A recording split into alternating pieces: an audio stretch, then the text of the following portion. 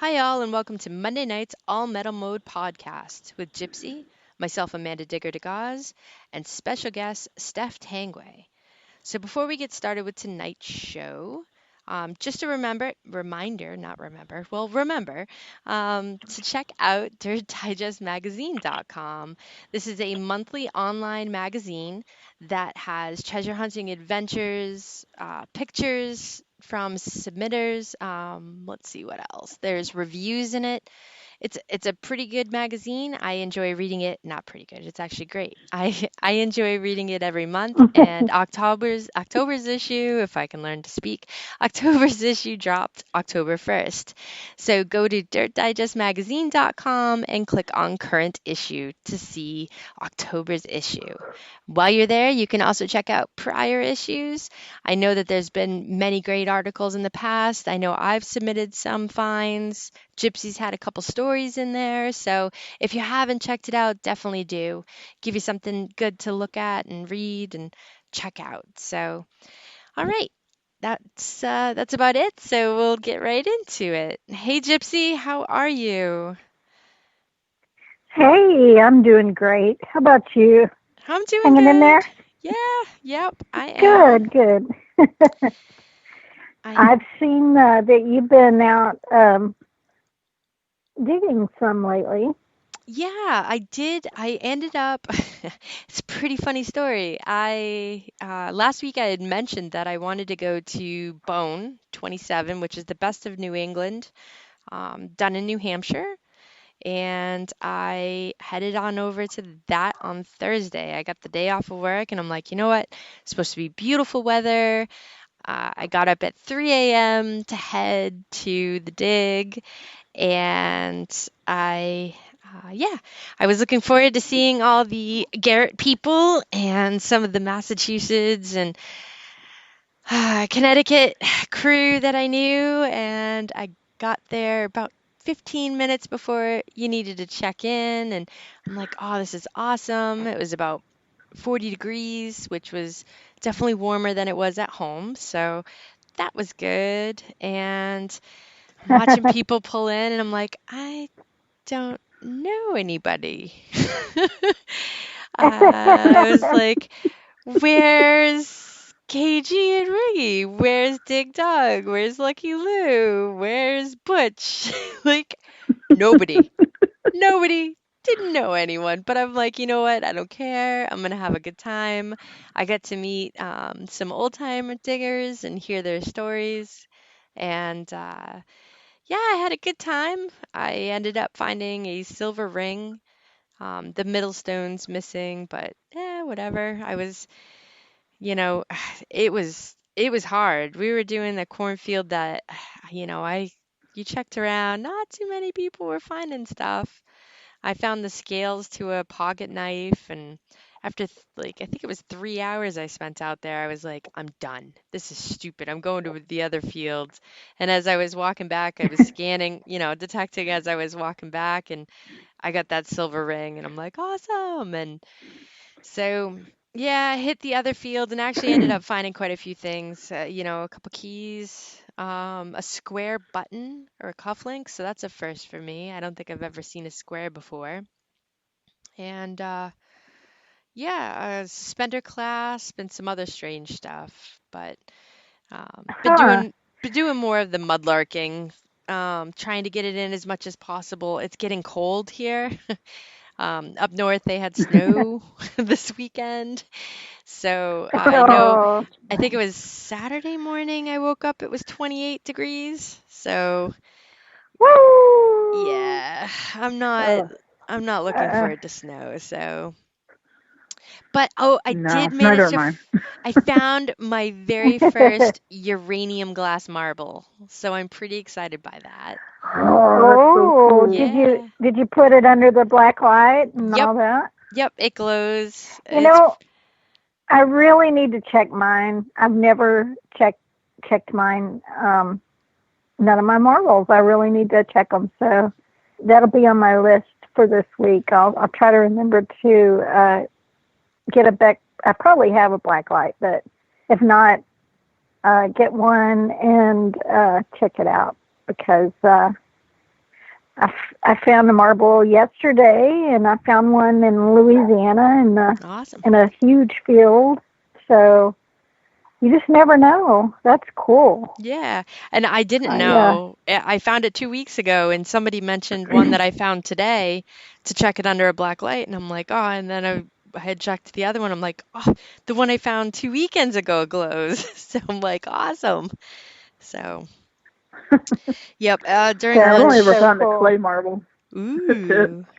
I have I one love clay. finding the clay marbles too.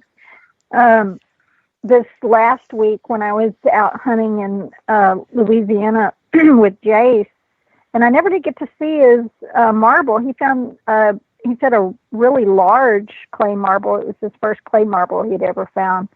Um, the marble I found out there was like yellow and It's red, beautiful. dish orange. So Yeah, it was beautiful. anyway, thank you. Yeah, I uploaded that video today. So if you guys get a chance, go check out my latest video. Was in Louisiana. We were out in huge fields for miles, and there was an old ghost town there and a lot of Civil War action. Unfortunately, it's been hunted for the last 40 years by many detectives. But you know what? We were still finding a few things. My first find was shield nickel. I was super excited about that because you just don't find them often here in Texas, and it was my second shield nickel ever. So I was really excited about that. I got a Civil War bullet, and first time I'd ever found some of those Civil War tent rope adjusters. So that was kind of Oh, cool. those tensioner things? Yeah, the tension.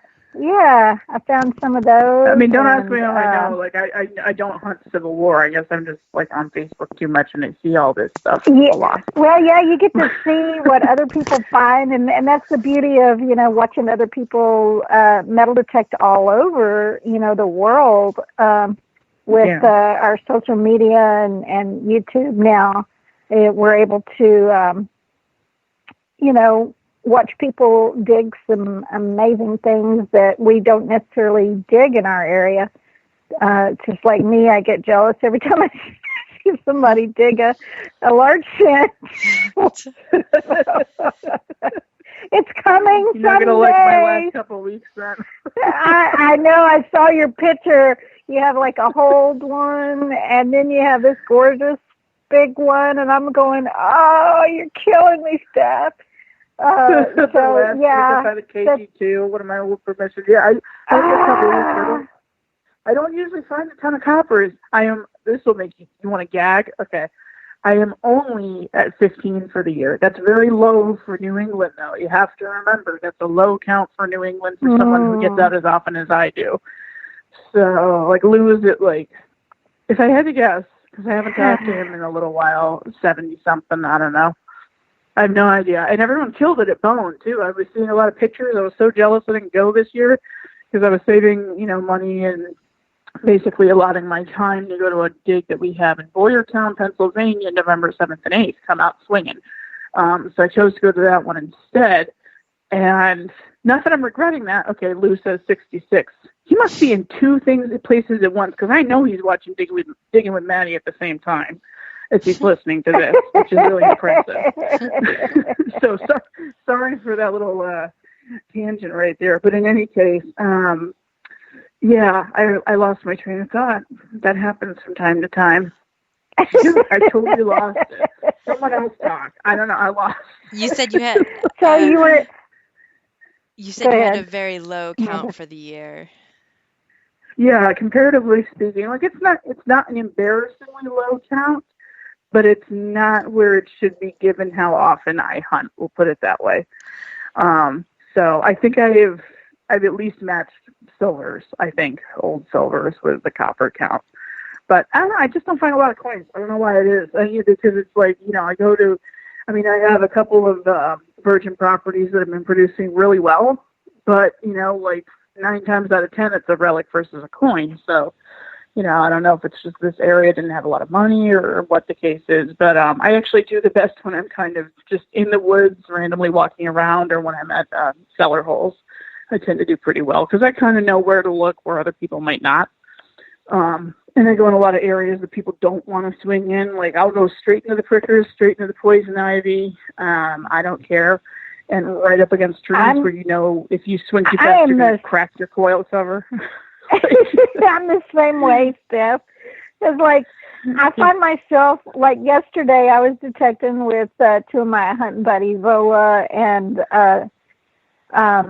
Scott, and we are out in this wooded area, and I found myself crawling under these branches because there's these really low cedars, and I'm like the only one doing it. And I would not have I found a buffalo nickel and a V nickel underneath all that stuff if I wouldn't have been. You might be the only one who could do that. To be fair, you might be the only one who could do that. If anyone hasn't met Gypsy in person, you might not know exactly how vertically challenged she is, but I think you're the only one who could pull that off. But that's good, though. Oh, my God, I get caught up on things. I went out this last Saturday, and I knew a bunch of people were going to be filming and stuff, so I said, okay, well, I got to do the whole spiky hair crap and all that, because usually I wear a hat when I'm in the woods so I don't get prickers and bugs and all that in my hair. But I didn't do it this past, not this past Saturday, the Saturday before. I didn't hunt much this weekend, but whatever. In any case, I figured people would be taking pictures and film and stuff. So I did my hair, and I regretted it within an hour because I had sticks. Like, people were coming up to me pulling sticks out of my hair and leaves and like whatever else. I got home, I took a shower, and the stuff that was coming out of my hair. This was actually a 2-day orchestrated hunt. The next day I wore my hat. I said, screw this. Like, I'll put on makeup and I'm wearing a hat. This is ridiculous. That is so funny. I did the exact same thing. Yeah, you have to. It's like, oh man. That's so funny. Yeah. I'm the same way, and a lot of times I don't wear my hair back. I just put my hat on to block the sun. And so I end up with, one day I had somebody pulling these little briar things out of my hair, and they're like, Gypsy, how in the world did you get this in your hair? What were you doing? I'm like, I don't know, just call. And I'm just now getting over stuff all over my arm. I don't know. Go ahead. I'm sorry. What's funny is, I think it was the end of Sunday's hunt from a couple weeks ago. I had a really, really great day, a couple of coppers, 3 ox knobs, which should have been coppers, but that's okay. We're not going to talk about that. They sound so good, though. Yeah, I know. I was like, this sounds like a colonial copper all day. Oh, knobs again. Anyway, 3 in one day. Just 2 Helvics, 3 ox knobs. Wow. Me. So, whatever, the copper's made up for it. But in any case, somebody was saying at the end of the day, how do you stay so clean? And I thought that was the funniest thing ever, because I always joke, like, I turn into a different race because I am covered in dirt, like tribal paint style dirt all over my face. I am always just a hot mess, and I don't know what it was, but that day, somehow I managed to stay clean, and I managed to bang out some awesome finds. That was an unusual day. And I did something I've always wanted to do. And I got to yell out Copper first out of the entire group, which was so exciting because it's never me first. It's never, ever me first. Awesome. Lou's still in here, but he can't chat, but he will attest to that, though. I never strike first with a Copper. It has never happened. So that was really, that was now fun. That you say that, it'll happen, though. Well, yeah, you know what? I usually come in strong. At the end of the day, I usually find something ridiculous. That's my MO. I find something ridiculous at the very end of the day, but it takes me all day to get It's always, and it takes usually at the beginning for me, and then the rest of the day stinks, and then maybe something cool right at the very end. I'm walking back to the vehicle. It's always when you're walking back. I mean, like, I don't think the last Sunday was our more productive hunt, I would say, just as a group, too. Jersey history hunters were there. Copperheads were there. I can't remember everybody else who was there. We had Kay. Kay's digging it. She comments on so many people's channels. She's such a nice person, and I was really looking forward to meeting her. So we had a whole motley crew of people out there, and Mike Lyman, Mallyman24 on YouTube was the one who orchestrated this whole thing. And, you know, it was funny, like the last 2 hours of the day, I don't think I found anything. I really don't think I found anything, and it's just totally not me, because usually, I don't know, maybe it's because I'm scrambling at the end of the day usually. If I'm hunting with people like Doug and Lou that just bang them out like it's no big deal. I don't know. But, yeah, that was a good day. First thing, like, I dug 2 beer cans, and then I dug the drape bust, and I'm like, okay, I'm just going to putz around now, la-di-da. And then found a whole bunch of other stuff. So, yeah, I've had the hot coil lately. It's been good. It's been dry before that. I had kind of a dry maybe month or so before the last few weeks, so it was good to really get back get back into the swing of things. No pun intended, but you know, we all go through those dry spells, and I definitely had one, so I needed to break out. It's a good thing I did. Yep. Yeah, we all have those. I know Amanda, for a while, she wasn't having a dry spell. She was just doing a lot of mudlarking, and I think she's been doing a little more metal detecting lately. Yeah, right, Amanda? I have. Yeah. When you find a good spot like what you've got, you know, like with all those tons of buckles that you found, Yeah, and pipes and cool stuff like that. Yeah.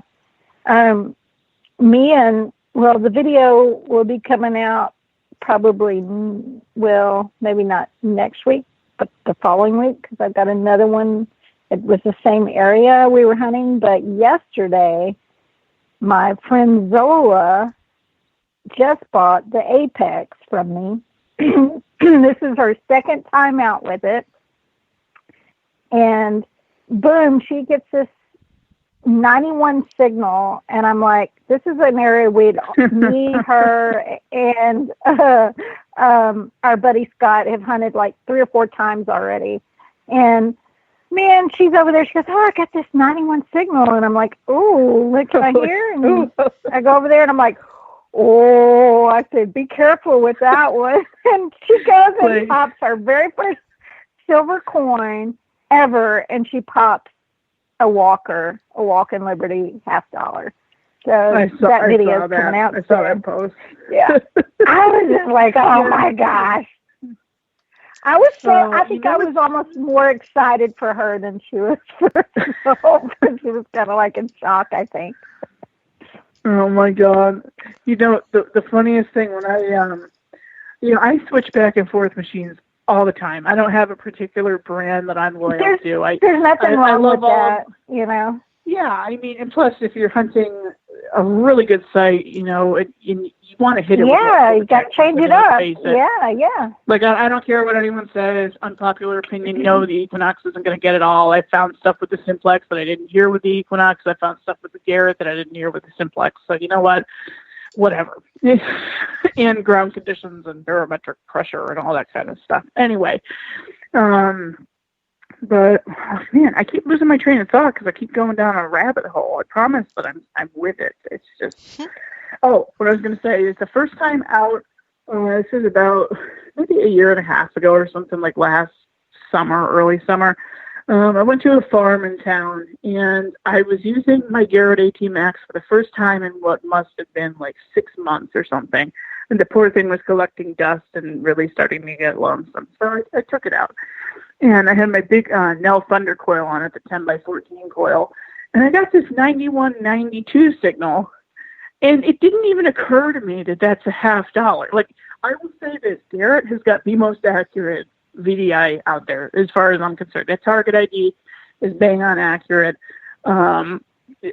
It's very good. I can always pretty much guess exactly what kind of coin I'm about to dig, whether it's clad dime versus silver dime versus $50 or whatever. But on this particular day, even though I knew $50 was a 9192 signal, I had never dug one. So I was really surprised. Like when I flipped open the plug, I'm like poking at the thing because I thought it was a token. I'm like, nah, no, it's not. No, it's not. And I thought it was so cute that it, flipped out on my shovel. But what really happened was obviously I grazed the crap out of the front. So yeah, what are you gonna do? But I shined it up with a polishing cloth, and now I'm gonna let it all tone back up so it just looks like natural-ish. But yeah, that was a surprising signal. It didn't even occur to me that it was a $50. I don't know why. I knew it intellectually that a 91.92 is $50, but I didn't think of that in the moment. I'm like, oh, cool, good signal. Oh, whoops, scratched it. It happens. It's hard not to scratch big coins like that. It really is. I've seen a lot of people scratch their $50. Or half dimes. We won't say who did that, but he's in the chat right now. And I just made him feel terrible because it's his second half dime he scratched. I think he's done 2 half dimes and scratched both of them. That's my job. Unfortunately, we've all done stuff like that before. Scratched a seated dime, a dime. Like, how the heck do you scratch dime? Like, really? We've all done it, Yeah. Oh, man. But, yeah, what are you going to do? So for the listeners that might not know who you are and where you're from and what you're swinging, can you give a quick, I put the link to your YouTube in here, but if you could just give a quick. Yeah, we totally skipped right past the introduction. I was waiting for that to happen, and then we just started chatting. Yeah, so chatting's we good. Started chatting. No, I just figured go back in case anybody doesn't know. Yeah, so I am Stef. Stef Studios on YouTube. I've been swinging for 3.5 years, somewhere in there, and absolutely love it. I spend a lot of time in the woods at colonial cellar holes. And yeah, I kind of dig throughout New England, mostly Connecticut. And I'm currently swinging the Line Lab Equinox most of the time, the 600. I switch back and forth between that and the Simplex. And every so often, I take out my Garrett 18 Max, which I keep the 5x8 coil on exclusively. I love that machine that way. So those are my 3 babies. If I don't count my Ace Series Garretts as well, then I have 5 machines. So, but yeah, it's been a lot of fun. I just really got into YouTube about a year ago. That's going very well. It's really rewarding to make a product that you're proud of every week and put out a good video. And that's what I try to do. Pressure is on to produce some fines to make the videos, but that's good because it gets me outside all the time. So, yeah, that's kind of me in a nutshell, I guess. And I only lightly touched on it last week with just Gypsy and I were on because obviously we weren't sure, how the show would work, if the system would work. But so all of you know, Stef and I actually dug the button dump together a couple weekends ago. Yes. So lucky. Sorry, Gypsy. I know, that was so much fun. But what's funny is the first time, Gypsy, so Amanda and I and a bunch of other people went well before Gypsy ever got to go to this place. This was back in April of 2019, I think. And, we were just like, oh, cool, plastic buckles, plastic buttons, Like, we didn't really have the proper digging tools. Like, we had our shovels because we were just coming back from Pound the Ground, one of the Pound the Ground events. And we just, I don't know, we were pulling stuff off of the surface.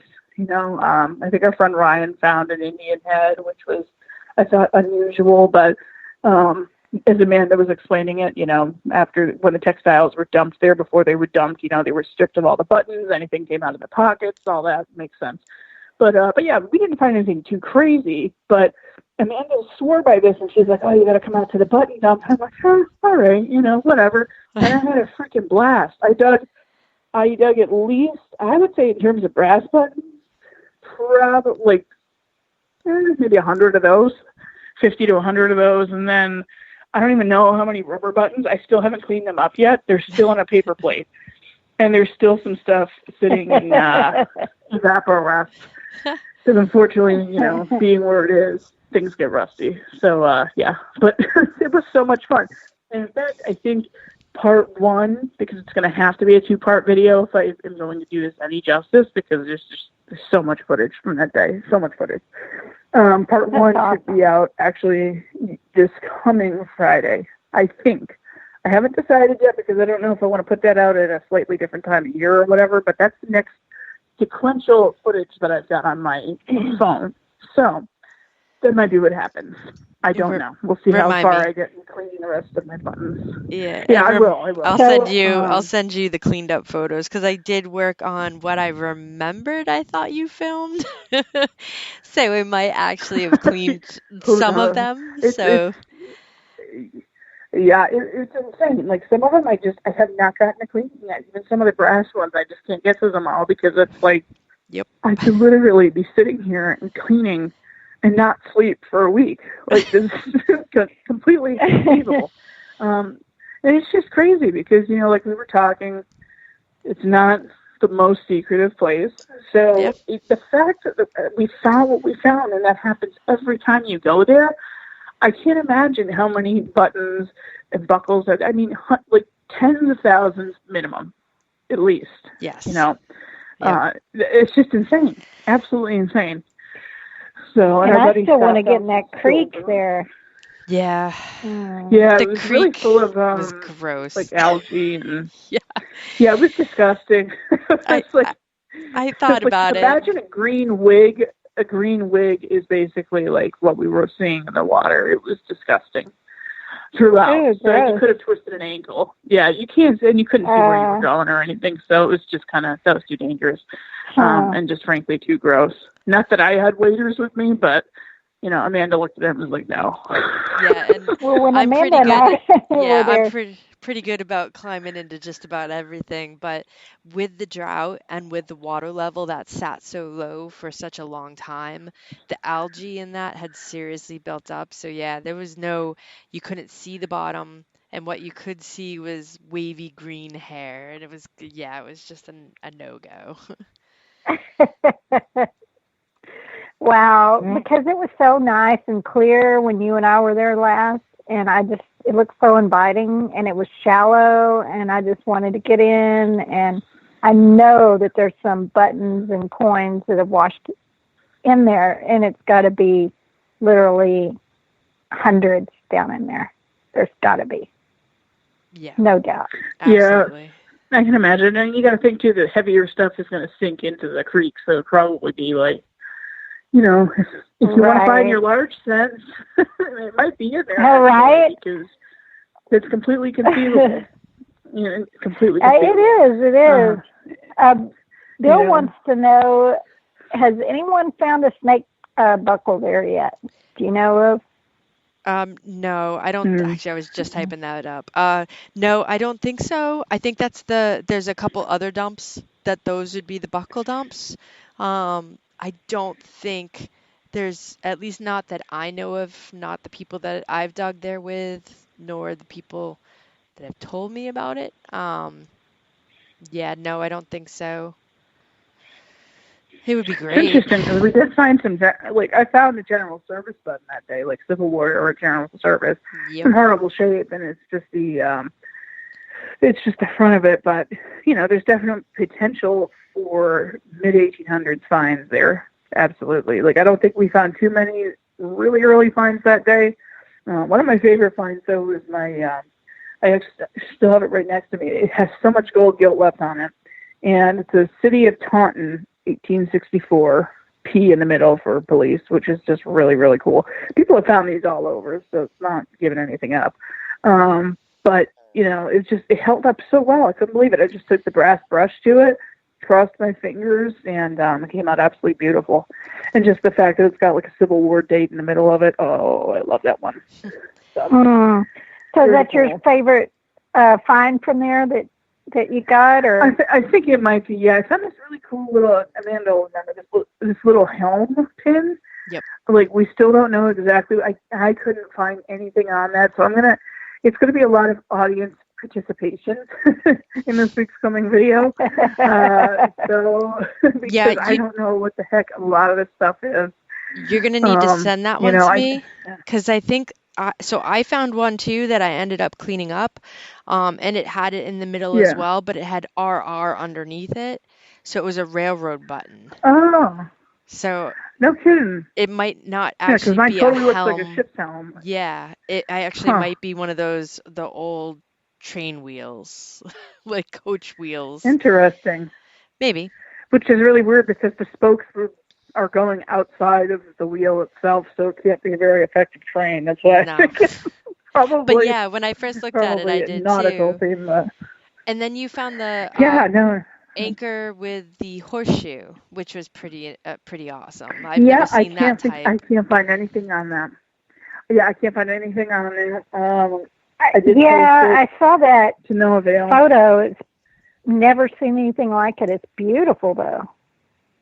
It's really cool. Yeah, Fine. again, just brass brush, you know. And then both Amanda and I think Amanda found the older version because I was looking this up when I got home. I found a beautiful British Royal Navy button, and she had found one with an anchor and a crown as well. And when I looked it up, yours is actually the older version. Mine is like, I don't know, 1940s or something like that. It's not terribly old. But I think yours was the older version because there were like 3 different crowns. And that one was really cool. I could have actually really cleaned that up properly if I wanted to and have the gold gilt pop through, but I just love the way the green looks on it. So I pretty much left that one alone. Found another nice police button there that day, probably about mid-1800s, but I can't really quite make out the back mark, which is the telltale sign. So, you know, age anyway. But yeah, it was just such a fun day because that's, I think, it's definitely when I was in my dry spell because that's when, this is really going to entice people to check out my channel right now. But this week's video and then the week before that, you know, I did okay, but not, you know, like, oh my God, I had an amazing hunt. So that's kind of around the time I was in my dry spell. So to go to a place and know that you're coming home with pocketfuls of stuff, especially stuff to research, which is like one of my favorite things to do as a detectorist, is to research what I find. That was just such a treat, and I so needed that. It was just, you know, it's like, I think the leaves started turning really early up here too. So like as I was driving home, I had the windows down, the sun's going down, oh, the pretty leaves as I'm driving on these back roads to get home. It was literally just a perfect day. The weather was so nice. You know, it was great to meet Scott Lannon. I hadn't met him before, and I've heard, you know, fantastic things. Dig Dug talks about him all the time. So, you know, I was looking forward to meeting him, and he did really well, finding a little bit of silver there. Yeah. So, you know, it was just great, fantastic day all around. A lot of variety too, which always keeps it interesting. Well, it sounds like you. It's yeah, it's mind blowing how much stuff, like you said, you come back with from that dump. And oh my God! I was cleaning up some stuff where I've got some of my finds in the garage, and I still had some on a paper plate that I hadn't cleaned yet. That's where mine are. I've got 3 or 4 plates stacked. It's like, oh my gosh, it's the never-ending button supply. It really is. I know I picked out my favorite brass buttons already, but the rest aren't in the best of shape. But yeah, a lot of them are really bad. Don't find many. But, you know. Yeah. But you know. So I probably have a dozen or so ish that came out in really good shape, and that's about, I think, if I had to guess, that's probably what you can hope for out there.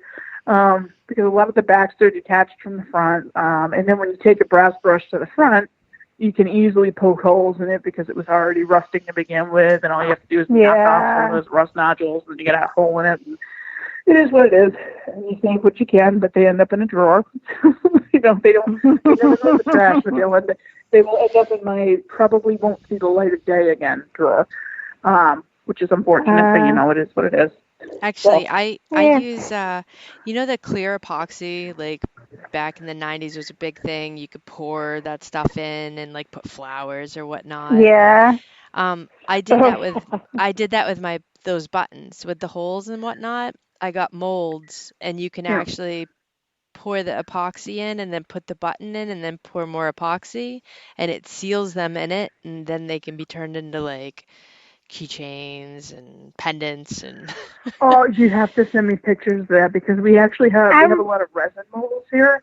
Yep. Because Nick and I like to play with resin from time to time to make. We've made like Christmas decorations and stuff. But she actually has one.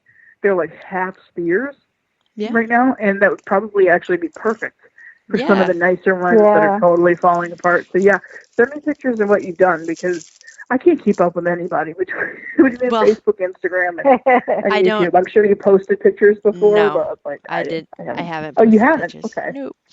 So I didn't miss anything. I don't think you posted it. You sent me. Yeah, I remember you sending me. You're trying it out when you were experimenting, and one of them looked really cool. It would make a really cool necklace, I think. Patrick has got the easy best bake oven. I was looking at the epoxy easy bake and stuff and different, not the easy bake, but I was like, I need to get one of those UV lights so it doesn't sit in the sun for 4 days before it cures. The bubbles, the bubbles are the one thing. Oh my God. Hmm. Yeah, oh man. I was going to say about Patrick, who's making the wisecracks here. He's one of the very few people in the Find of the Week contest and Stealth Diggers that I will keep whatever description he puts in, which is always something really ridiculous. Like, he'll just send it with something really funny or ridiculous, and that is what stays. If someone else puts in something that sounds, I don't know, just otherwise weird or misspelled or something, I won't leave it in there. Anything else, though, with Patrick, I leave it because it's always something that cracks me up. So, like, you know what? That's fine. Oh, boy. But yeah, that way it saves those ones that are like shells or that don't have backings, and they actually look pretty neat. The more I think about it, it'd be cool to actually put like a piece of metal in, like do the epoxy, do a piece of metal, and then put but I don't know if it would stay. So I've been playing around with different ideas, but it saves them, which is the whole point of like, all right, I don't want to throw them in a jar and just have them basically turn to dust in the next like 10 years. So yeah. Yeah. Saves them from further corrosion and just dissipating and turning to dust. Yeah. Don't use resin that's sat somewhere for the last 3 years though, because it won't come out clear. I learned that too. Brown? Is it turn out brown or yellow?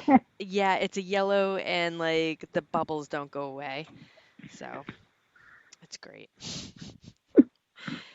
In other news, I'm digging Saturday. Lou and I are going to go digging Saturday. I knew nothing about that until 10 seconds ago. I don't know what he's talking about, but this should be fun. I found out about that in the chat just now. So I guess you don't have plans yet. Yeah, I do now. Okay. Sorry, I'll get back on track. Now you got plans, Steph.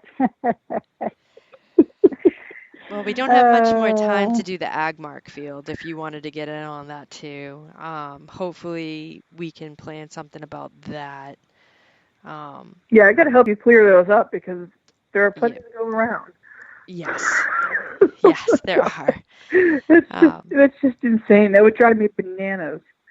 They sound so good though, but the worst part is there's tags that say product of Burma, and those ring up like silver, like half size silver. Yeah. Those stink too, and they're all about 4 to 5 inches. So if you get that reading and it's about 5 inches down, that's what that is. Product of Burma tags. So they're the same. They go along with the Agmark tokens. So, but yeah, got to do that too. Yeah, and it sucks. I mean, you have to dig them. That's a decent depth anyway. I mean, I've dug coppers at like 2 inches before. As the land has shifted it all, which it always does. What are you going to do? Yeah, after digging this place for the last 7 years, there's hills where there weren't hills. And there's dip valleys where there were hills before, so the ground is That's constantly weird. Yeah. changing. Yep. Cool. I call it a valley then. Yes. Just kidding. But yeah. Oh, what are those? What exactly are those for again? Were they? Is that just like how they disc the field or something, and they're all branded? Like, No, because I found those aluminum ones before. the product of Burma Yeah. tags. They were like bale seals. So instead of lead bale Oh, seals, yeah. their Okay, ag I know what mark, you're talking about. yeah, so their ag mark, they got two holes on either side, and they probably they were probably strapped onto, some type of a tie for whether it was peas or I'm trying to think of what this field was for. But they're only in two of the fields of this property, and they're not in any of the others. So, but probably some type of Hmm. import that went to either seeding, like whether or beans or I don't even know. Yeah. Who knows? Nope. But it And all sounds great. Sometimes it's just good to have like a great signal under your coil. It really, especially if it's a slow day or you keep finding the same crap. Sometimes it's just the 24 and the knock sounds fantastic. I know it's going to be another Copper Memorial, but you know what? Let's giddy up. Let's just roll the dice and see. The other night I have a permission. I can go anytime, and I was really pushing it with daylight. Like, I don't really want to be there when it's dark out. I just find that, rude because it's not a farm. It's a homestead. They have a lot of fields, but it's still someone's home. So I'm walking back to the car, and sure as anything, it's pitch black at this point. I get a banging 24 signal on the Knox, like 15 feet from the car. So I'm like, oh my God, it's right next to the car. This has to be good. Copper Memorial. And it's really fun to try to pinpoint too. And my pinpointer has kind of been falsing on me lately. Like, I got to turn it off, turn it on a couple times, and smack it against something, and it works. We all have those. So I couldn't see where the hell the coin was, and I just was not finding it. I'm like, oh yeah, there it is. Yep, 1 penny richer. So that was a slow day, but at least I got that nice signal, I guess. I dug a beer can at about 15 inches that day, and I was convinced it was going to be a shoe buckle given where I was and the fact that I've not dug almost any trash out there. So that was a bit of a bummer. Took me about 20 minutes, but whatever. So what are you going to do? It's a balanced day. I heard Charlie from Self Diggers put this really well recently. You have to have balanced days where you just do really lousy makeup, or you have the days where you do fantastic, and then the ones where you do really lousy to balance it out. I guess. I don't know. yeah, I don't know. Yeah, I've noticed after a day that you've had like an epic find, that usually the next time out is like not so great, but Not as good. Yeah, it's like you can't top this. then there's the times that Okay. you just have quite a few that are uh, just good days in a row. Yeah. And then you have That's been months a that tear aren't. the last couple of weeks. I know. I'm afraid of that because I'm like, crap, I just need 3 more coppers to beat last year's total, which was a whopping 17. I just need 3 more. And I guess I'm going to Mass this weekend, so that's good. That means I have a chance of getting very close or getting to that goal. I don't know. But, yeah. It's like, because I had a killer few weeks, I'm worried I'm going to have a couple of slow months now. It's like I usually kill it for a few weeks and then, boop. Yeah. But what are you going to do? Yeah. That's the hobby for you. Yeah. Well, and when you make videos, it's that much more pressure because if you're out there and you're like, Yeah. that's an okay find, so it's kind of like a filler, and you're like, oh, well, that's an okay Yeah. find. And then you look And at the then footage you're at the like, end of the day, you're like, crap, I took 15 clips, that's it, and I have to make a video out Yeah. of this. Oh, man. Right. And that's the things. And everybody wants to see coins. Everybody wants to see coins. I would love to see, I could watch a video of nothing but shoe buckles and dandy buttons and be tickled to death. I don't need the coins. But evidently the rest of YouTube does. So Yeah. So it's like, so at least I know, we'll definitely find some coins this weekend. That'll be a great video. I'll be looking forward to putting that out. That'll be December probably because I'm so ahead now. And that's all good. But in any case, yeah, people just love the coin videos. That's actually the best video that I've had in terms of views, which is about 4,000 views or something. So not crazy, but it was pretty good for me. It's called $1,000 dime because it's the day that Doug found an 1872 cc seated dime, which is like 35,000 is the vintage. Yeah. So in fact, somebody I think offered him like $1,200 for it. As far as I know, he's not going to sell that, because it's priceless to him. It's funny because he didn't even see the CC as the mint mark because it is very hard to see, especially if you're out in the field and you're excited because you dug a seeded. We still get excited for seededs up here, I promise. Speaking of like large scents and stuff, where we're just like, oh yeah, cool, I popped a few today. We just still don't find a ton of seededs up here. So that's exciting for us. So he's jumping around and I'm like, oh, it's a CC. He's like, whoa, no kidding. Whoa, that's awesome. And then he gets home, Googles it. Whoa. Yeah, Lou's saying it, rubbed it on his pants. I was going to avoid that, Lou. I didn't want to mention it.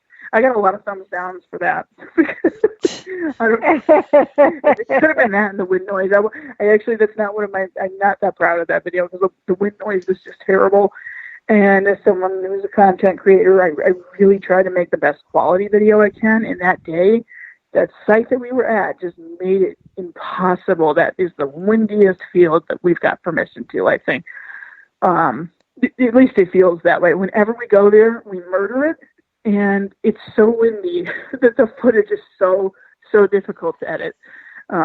Same place like Lou got his gold signet ring. That's like early to mid 1700s. He found another gold ring there. I found a Nova Eborek there, which is a New York state copper. Those are rare as hen's teeth.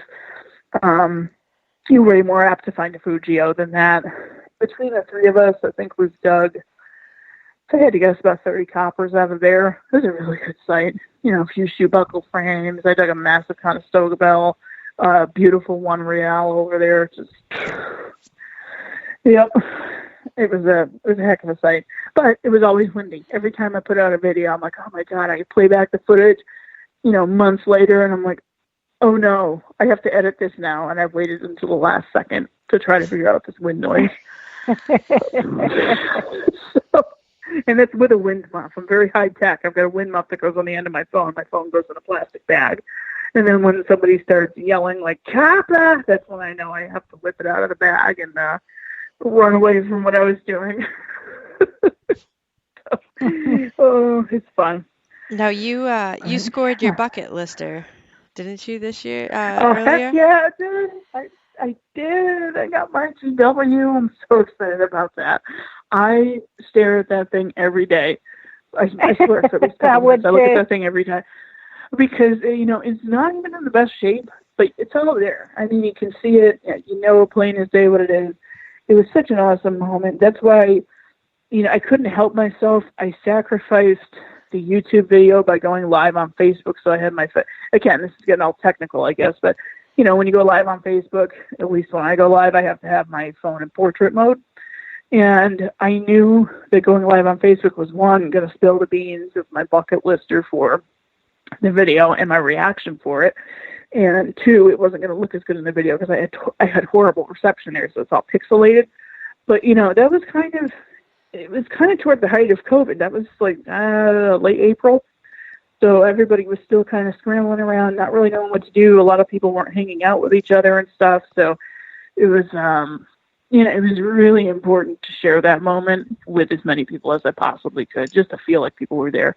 I tagged a bunch of people. My phone was not telling me that a ton of people were watching at once. It showed me like that 2 people were watching. So I'm like, okay, I'm going to wait for more people to get here. Unbeknownst to me, after I signed off, I saw like 200 people had already seen the video. I'm like, oh, crap. I didn't know I was making people wait that long to show them what I had actually found. But, yeah, that was just a really special moment. I was having a fantastic day and just totally in disbelief, completely in disbelief. I mean, I really had to stare at that for a couple minutes to be sure. And then I was like, before I actually react to this, I'm going to go live and I'm going to cry my butt off on Facebook because that's what I do. Like everybody knows it doesn't take a lot to get me worked up.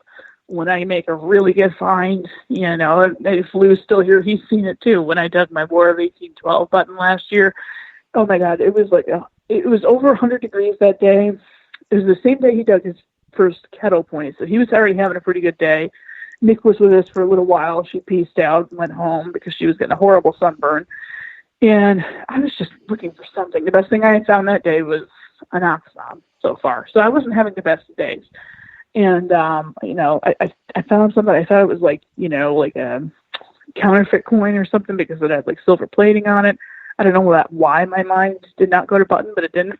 So I called Lou over and I said, I think I got something special. And then as I sprayed it off, I just saw the REGT and I knew pretty much exactly what I had. So I was freaking out. And it's just, it's definitely fun to be with someone else when you're freaking out. And that's why I filmed the GW reaction on, you know, live on Facebook. So that it was like, since nobody can be here with me, I'm alone in the middle of this field, I'm at least going to try to be there, you know, or have people be here with me virtually to share this.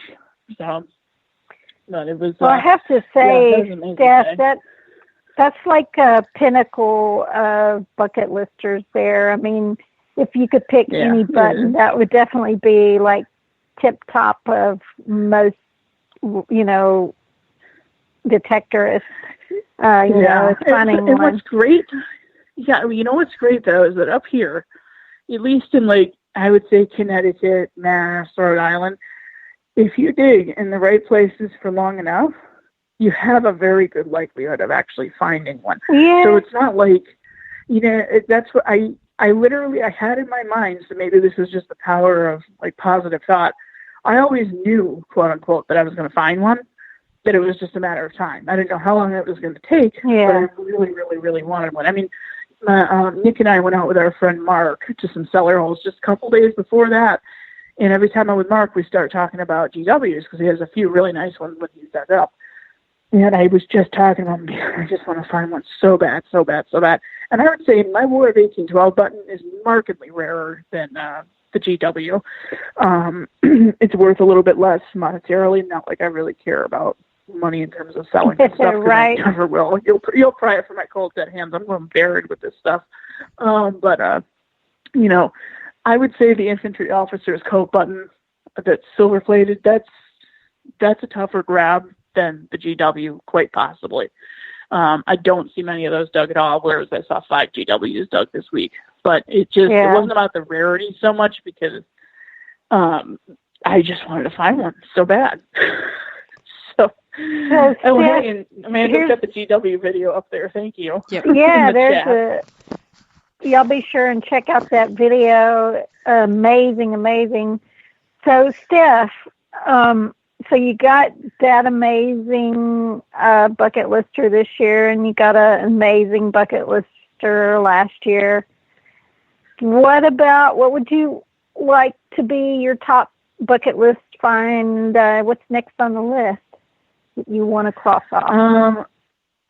Well, I think every colonial relic digger has the same bucket lister, and it's a hammered silver coin made in the colonies, and they're very tough to find. Of course, I want 1652 tree coinage. Okay, well, we won't get into the technicality. They're not really all from 1652, but the point is, I love it because that was the first time we really lifted a certain finger at Great Britain. And said, we're going to do what we want anyway. And just the history behind that tree coinage is incredible. I mean, they're just beautiful, beautiful coins.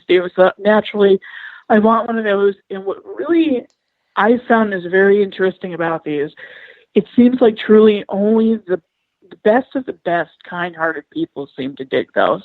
I don't know what it is. I get so happy every time I see one dug because it's always somebody that I happen to really, really like or have a lot of respect for, or it's someone who does a lot for the community. It's someone who really just has an, unadulterated passion for this hobby. And so it's incredible to see that. I don't know what it is about that. And frankly, I mean, my friend Carol found one, and Ken found one too, for those of you who know Ken Hurst and Carol Rio. Carol had found one, and I know she's going to deny this because she denied it at the meeting that day, but she brought it to a metal detecting club meeting. She, found it a few weeks before or whatever. And I said, now, how long did that take you to find? And not trying to date her or anything here. She said, 39 years. And I swear to God, she threw up a little bit when she realized, holy crap, that took me almost 40 years to find that. And anyone who's met Carol, like Ohio Relic Hunter saying, awesome lady. She's just like the sweetest person. Ken is the sweetest guy. And my friend Scott Newman just found one. He's been really just hammering all of his fields, trying like heck to find one. For years now. He's been detecting for, 10 to 15 years. And he's a young guy. He's like 22 years old, but he's an outstanding detectorist. And he called, this was a few weeks ago, he calls me from the field without his headphones on. I hear him beeping away. I hear an equinox. I'm like, hey, what are you doing? Just called me out metal detecting. He just randomly calls me. I love that. He's out detecting a field and it's loaded. He's like, oh, yeah, button. Oh, I think this is a copper. Okay. Mm-hmm. And he says, hey, I'll catch up with you later. And we had mentioned tree coinage before I got off the phone. I'm in the car. Half an hour later, I get a phone call over my Bluetooth. It's Scott. I'm like, whatever. I don't want to talk on Bluetooth. My car sucks that way, so I hang up. He calls again. I'm like, oh, no. He found something ridiculous. So I turned him on.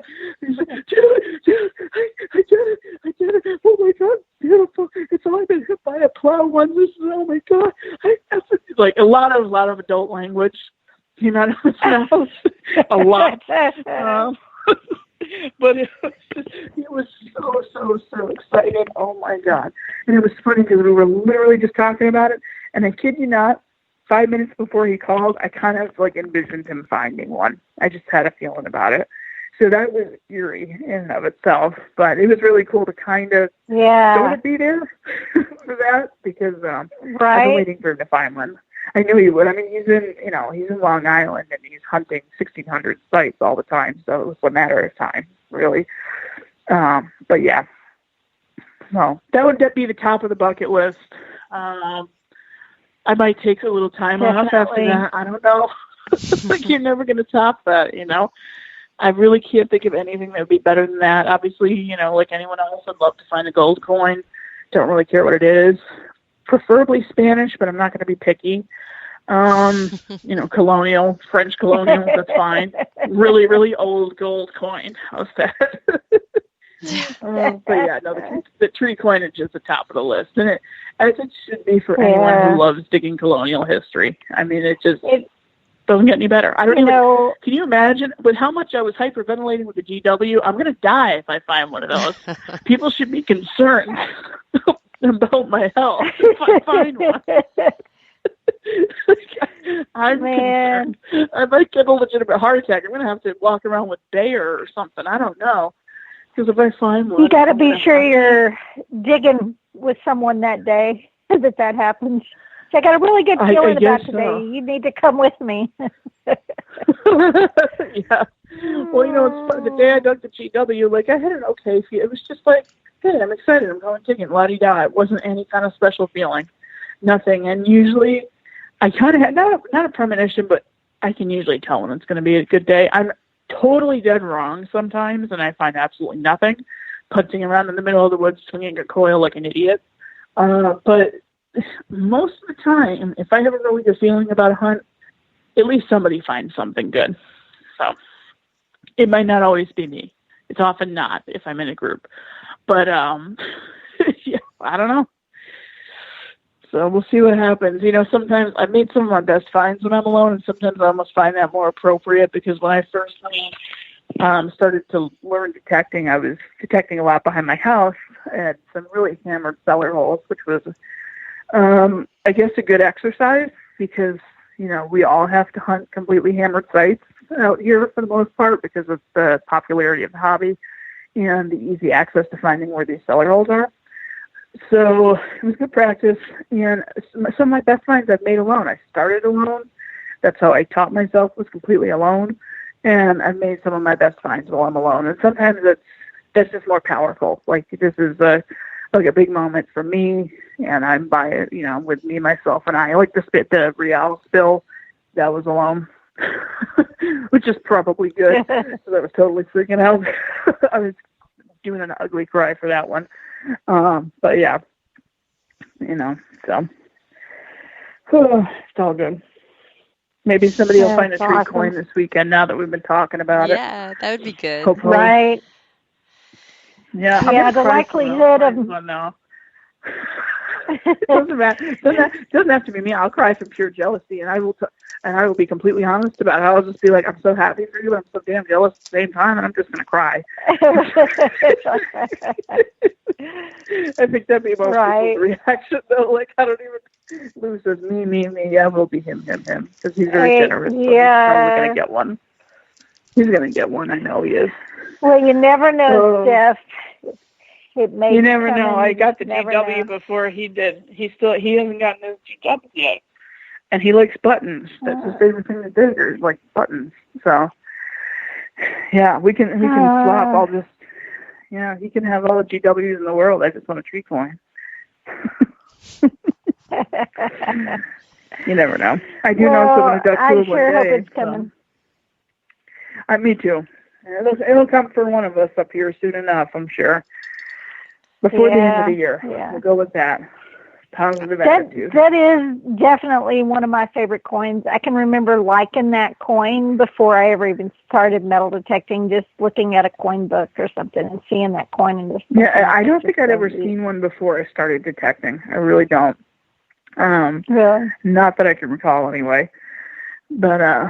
But yeah, and I certainly didn't know what a George Washington button was either. I learned a lot of this history through metal detecting because, I was that kid that was falling asleep in the back row of class. And, like I just remembering names that was dates me. I'm a very tactile person. Once I can touch it and place it and make it relevant, with that, I can't get into it. So, the only, but it's a whole other really. Right. The only type of history teachers that should exist anymore are detectorists. I mean, that's just what you need. You need that. Yeah. You'd be surprised when you learn. I've been at this 3.5 years, and, I've had people call me an encyclopedia before. It's really just because I'm a sponge and I'm a total nerd with this stuff. I just absorb everything that I learn when it comes to detecting. I'm not, smarter than the next person. I absorb it because I love it so much. So, yes, there's that. That's a good thing. Yeah. Always. So you know what you have when you dig it. That's always rewarding, too. Do we have any questions for Steph in the chat? Anything?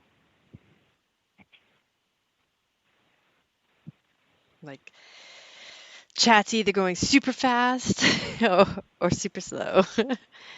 Or slowed way down. Yeah. Well, it's been a fun night.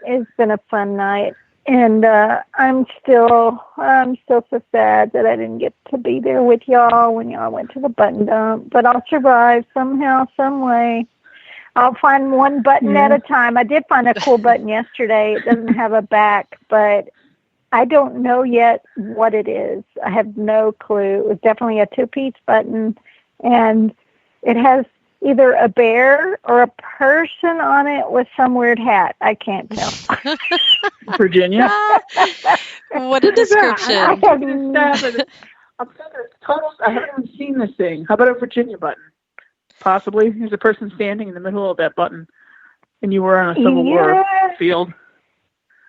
Yeah, those are hard to find too. That'd be really good if you found one.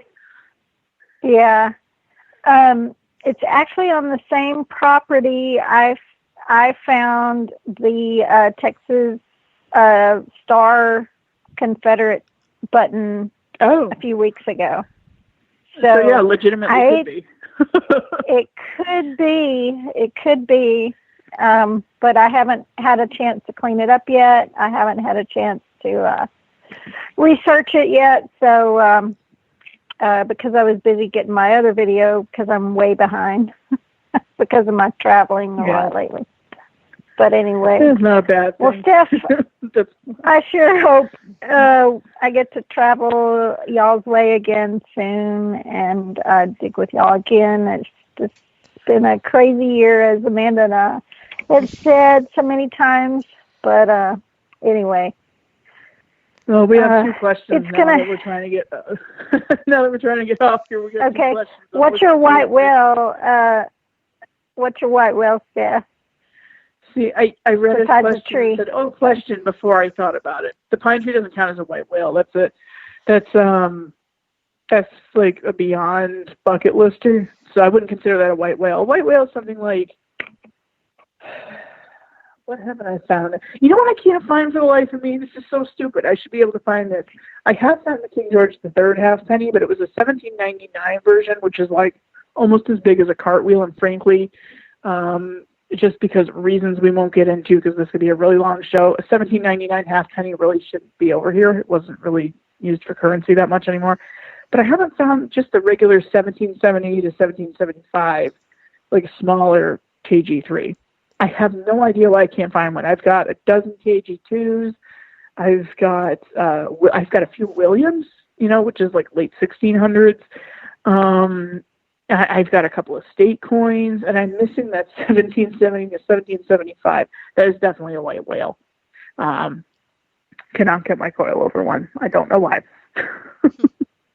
So white whale, I would say something that would be totally reasonable for you to find in your area, but you can't find. Another thing would be a complete shoe buckle. I do have a complete knee buckle finally, but I don't have a complete shoe buckle. I have a lot of frames, but not a complete buckle. So I'd really like to find one of those. Yeah, I'd love to find a shoe buckle. Just don't find them here. You will. I'm sure you will. Complete. That's one of those things. It's definitely a matter of time. Unlike the GW was almost wishful thinking, but shoe buckle is like cheese. That's definitely a matter of time. Come on, It'll happen. It's where I get every beer can signal because that's what it's going to sound like. It sounds like an obnoxious, bouncy, high tone. So it'll happen. Well, I've got one last question for you, Stef, and we haven't asked this in a while. This used to be a standard question, and we probably might have asked this question in the past with you on here, but since it's so close to Halloween, do you know what I'm going to ask, Amanda? I sure do. She's like, So I don't. So you don't? Okay. Stef, if you could dress up like any superhero and obtain their superpowers in metal detect while doing this, what would that be? Oh my God. I got no warning for this. Who gets to be invisible? That's a terrible thing to say. I take it back. I shouldn't say that. No, that's not terrible. But can you imagine? I totally get it. Heck yeah. Vernon, and all of a sudden you see plugs just happening. Like that. That's not right. So. I know it's not right, but you know what? We all want to do it. But we all do. Come on now. No, I haven't done that yet. I haven't just waltzed up to Mountain Vernon and started taking plugs. I'm not that bold. I wish I were, but not really. Anything I say is going to feel not PC right now. So, but yeah, we all wish we could be able. I did see a post on Facebook. I think Fabio's the one who posted it. I can't remember, but it was kind of going around, and it was like all these different colored pills, kind of like the Matrix. Like if you take a green pill, every piece of lead you dig could be gold. If you take an orange pill, you don't have to sleep or something. And like one of them was quite like of course this be able to detect anywhere that you want, anytime you want. I'm like, that one. Like I don't need my lead to turn to gold. Thank you very much. I'll find it eventually. I may not have found it yet, but I'll find it eventually. So many people have the same thing. They're just like be able to detect anywhere you want, anytime you want, because it's like the dream permission too. You get a good permission and you get to go anytime you want. That's what That's the only Right. one. Oh, man, I would You pick know? the lead to gold. I just weighed in the lead I've pulled in the last few. I have seven and Oh a my half gosh, me too. pounds of lead. But Holy seven and a cow. I guess half it depends pounds who you taken out love. of the water, so I'm happy about that. Wow. Yeah, I guess. Oh wow, Patrick said 50 pounds of lead. Holy 50? crap! Yeah, Wow, that's 50 pounds. crazy. Like, yeah, I don't know. I guess it would depend. I don't know. I'd still rather dig where I want when I want. Heck, Yeah. man, the invisible thing is perfect. Yeah. Who wouldn't want Yeah.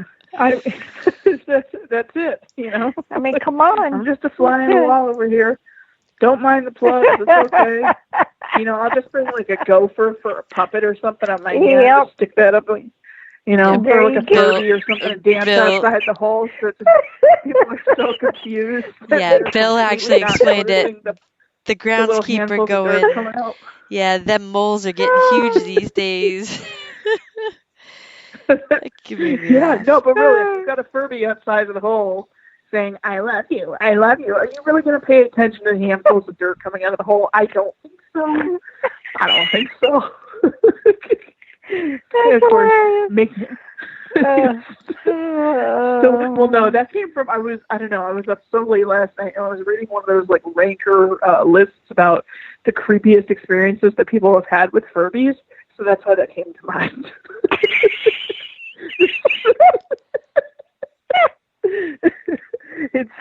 Oh my goodness. Oh, and that totally sounded like you said something else too, so I better shut up. Okay. It's been a fun Was night. it a double R instead of an RV? Is that what? I don't know. I'll tell you later. Oh, Girl, hopefully nobody else caused that. You all, it's been a wonderful night. We'll have to have Stef on again, and anyway. Thank you all for listening. You all have a wonderful night. You think of stupid stuff like that, and you amuse yourself, make yourself laugh, and that's what's happening to me right now. I've got tears right now, so. Yep. Well, thank you all for joining us tonight with our special guest, Stef. And catch you next Monday, and stay tuned next week for who we will be having on. Well, thank you, Stef, for joining the show tonight, and thank you all for listening. Stef, and good night, all. Y'all have a wonderful night and a great week digging. Good night, all. Good night.